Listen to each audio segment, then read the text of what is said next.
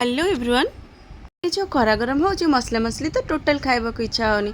चलते आज आम खूब कम मसला बनैबा माछ हलदी पानी। प्रथम माछरे लुण हलदी गोलई नवा। गोटे मीडियम साइज आलू को एमती पतला पतला कर काटी नहीं।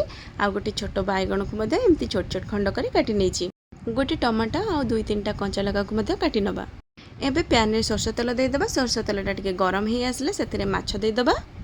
गोटे पटे हो आसलानी आर पटेटा ओल्टेकी माछ को भाजी नवा।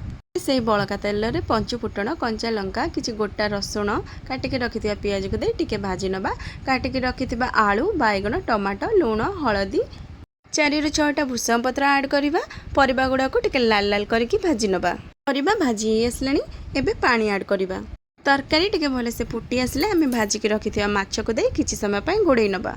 माछ हलदी पानीटा देह पाई मध्य बहुत भल कहीं एतिर बेसी किछि मसला दिया है न थाए। रेसिपीटा भल लागिला गोटे लाइक और कमेंट्स निश्चय करेंगे।